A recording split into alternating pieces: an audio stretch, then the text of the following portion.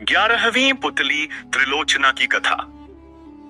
राजा भोज हर दिन तैयार होकर सिंहासन पर बैठने के लिए राज दरबार पहुंचते रहे और हर दिन दिव्य सिंहासन की सुंदर पुतलियां जागृत होकर उन्हें टोकती रहीं। हर पुतली उन्हें राजा विक्रमादित्य के त्याग और शौर्य की अतुलनीय गाथा सुनाकर सिंहासन पर बैठने से रोक देती। अब तक आप 10 पुतलियों द्वारा सुनाई कथा पढ़ चुके हैं। आइए आज पढ़ते हैं 11वीं पुतली त्रिलोचना की सुनाई कथा। अगले दिन राजा भोज जब दरबार में पहुंचे तो 11वीं पुतली त्रिलोचना जैसे जागृत होने के लिए तैयार ही बैठी थी। त्रिलोचना बोली, हे राजा भोज, आप प्रतिदिन इस सिंहासन पर बैठने के लिए आते हैं और राजा विक्रमादित्य की कथा सुनने के बाद लौट जाते हैं। फिर भी आपने अब तक हिम्मत नहीं हारी। राजा भोज का अभिमान अब कम हो चला था। वे विनम्रता पूर्वक बोले, हे सुंदरी, आप हमें राजा विक्रमादित्य की कौन सी कथा सुनाने वाली हैं? कृपया सुनाएं। हमारे साथ साथ नगर की प्रजा भी अपने पूर्व राजा की वीरता और त्याग से परिचित होना चाहती है। त्रिलोचना ने मुस्कुराकर कथा आरंभ की। हे राजन, राजा विक्रमादित्य बहुत बड़े प्रजापालक थे।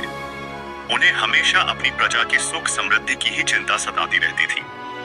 एक बार उन्होंने एक महायज्ञ करने की ठानी। असंख्य राजा, महाराजाओं, पंडितों और आग राक्षसियों को आमंत्रित किया। यहाँ तक कि देवताओं को भी उन्होंने नहीं छोड़ा। पवन देवता को उन्होंने खुद निमंत्रण देने का मन बनाया तथा समुद्र देवता को आमंत्रित करने का काम एक योग्य ब्राह्मण को सौंपा। दोनों अपने काम से विदा हुए। जब विक्रम वन में पहुंचे तो उन्होंने ध्यान करना शुरू किया ताकि पवन देव का पता ठिकाना ज्ञात हो। योग साधना से पता चला कि पवन देव आजकल सुमेरु पर्वत पर वास करते हैं। उन्होंने सोचा अगर सुमेरु पर्वत पर पवन देवता का आह्वान किया जाए तो उनके दर्शन हो सकते हैं। उन्होंने दोनों बेतालों का स्मरण किया तो वे उपस्थित हो गए। उन्होंने उन्हें अपना उद्देश्य बताया। बेतालों ने उन्हें आनन फानन में सुमेरु पर्वत की चोटी पर पहुंचा दिया। चोटी पर इतना तेज हवा थी कि पैर जमाना मुश्किल था। बड़े बड़े वृक्ष और चट्टान अपनी जगह से उड़कर दूर चले जा रहे थे, मगर विक्रम तनिक भी विचलित नहीं हुए। वे योग साधना में सिद्धहस्त थे, इसलिए एक जगह अचल होकर बैठ गए। बाहरी दुनिया को भूलकर पवन देव की साधना में रत हो गए। न कुछ खाना, न पीना, सोना और आराम करना भूलकर साधना में लीन रहे। आखिरकार पवन देव ने सुधि ली। हवा का बहना बिल्कुल थम गया। मंद मंद बहती हुई वायु शरीर की सारी थकान मिटाने लगी। आकाशवाणी हुई, हे राजा विक्रमादित्य, तुम्हारी साधना से हम प्रसन्न हुए। अपनी इच्छा बताएं। विक्रम अगले ही क्षण सामान्य अवस्था में आ गए और हाथ जोड़कर बोले कि वे अपने द्वारा किए जा रहे महायज्ञ में पवन देव की उपस्थिति चाहते हैं। पवन देव के पधारने से उनके यज्ञ की शोभा बढ़ेगी। यह बात विक्रम ने इतना भावुक होकर कही कि पवन देव हंस पड़े। उन्होंने जवाब दिया कि सशरीर यज्ञ में उनकी उपस्थिति असंभव। वे अगर सशरीर गए तो विक्रम के राज्य में भयंकर आंधी तूफान आ जाएगा। सारे लहलहाते खेत, पेड़, पौधे, महल और झोपड़ियां सबकी सब उजड़ जाएंगी।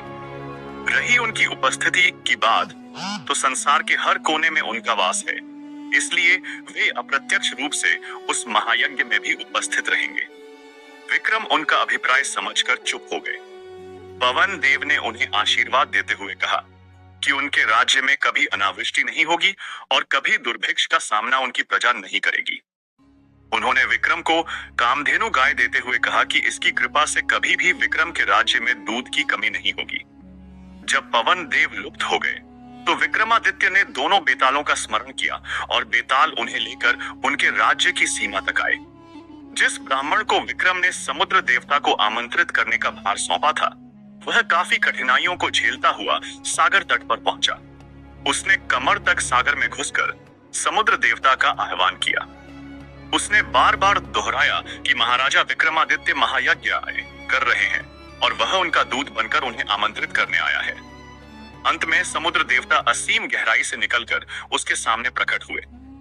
उन्होंने ब्राह्मण से कहा कि उन्हें उस महायज्ञ के बारे में पवन देवता ने सब कुछ बता दिया है। वे पवन देव की तरह ही विक्रमादित्य के आमंत्रण का स्वागत तो करते हैं, लेकिन सशरीर वहां सम्मिलित नहीं हो सकते हैं। ब्राह्मण ने समुद्र देवता से अपना आशय स्पष्ट करने का सादर निवेदन किया तो वे बोले कि अगर वे यज्ञ में सम्मिलित होने गए तो उनके साथ अथाह जल भी जाएगा और उसके रास्ते में पड़ने वाली हर चीज डूब जाएगी। चारों ओर प्रलय सी स्थिति पैदा हो जाएगी, सब कुछ नष्ट हो जाएगा। जब ब्राह्मण ने जानना चाहा कि उसके लिए उनका क्या आदेश है, तो समुद्र देवता बोले कि वे विक्रम को सकुशल महायज्ञ संपन्न कराने के लिए शुभकामनाएं देते हैं। अप्रत्यक्ष रूप में यज्ञ में आद्योपति विक्रम उन्हें महसूस करेंगे, क्योंकि जल की एक एक बूंद में उनका वास है। यज्ञ में जो जल प्रयुक्त होगा उसमें भी वे उपस्थित रहेंगे। उसके बाद उन्होंने ब्राह्मण को 5 रत्न और एक घोड़ा देते हुए कहा, मेरी ओर से राजा विक्रमादित्य को यह उपहार दे देना। ब्राह्मण घोड़ा और रत्न लेकर वापस चल पड़ा। उसको पैदल चलता देख वह घोड़ा मनुष्य की बोली में उससे बोला कि इस लंबे सफर के लिए वह उसकी पीठ पर सवार क्यों नहीं हो जाता। उसके नानुकुर करने पर घोड़े ने उसे समझाया कि वह राजा का दूत है, इसलिए उसके उपहार का उपयोग वह कर सकता है। ब्राह्मण जब राजी होकर बैठ गया तो वह घोड़ा पवन वेग से उसे विक्रम के दरबार ले आया। घोड़े की सवारी के दौरान उसके मन में इच्छा जगी, काश यह घोड़ा मेरा होता। जब विक्रम को उसने समुद्र देवता से अपनी बातचीत सविस्तार बताई और उन्हें उनके दिए हुए उपहार दिए, तब बिना कुछ कहे ही राजा विक्रमादित्य ने कहा कि 5 रत्न तथा घोड़ा ब्राह्मण को ही प्राप्त होने चाहिए। चूंकि रास्ते में आने वाली सारी कठिनाइयां उसने राजा की खातिर हंसकर झेली, उनकी बात समुद्र देवता तक पहुंचाने के लिए उसने कठिन साधना की। ब्राह्मण रत्न और घोड़ा पाकर अति प्रसन्न हुआ। इतना कहकर त्रिलोचना बोली, राजान, विक्रमादित्य की तरह प्रजापालक और अत्यंत दयालु राजा न हुआ है और न होगा। अगर इस सिंहासन पर बैठने की लालसा है तो आपको भी उनके गुणों को आत्मसात करना होगा। त्रिलोचना पुतली रूप में सिंहासन पर स्थापित हो गई। अगले दिन 12वीं पुतली पद्मावती ने रोका राजा भोज का रास्ता और सुनाई आकर्षक गाथा।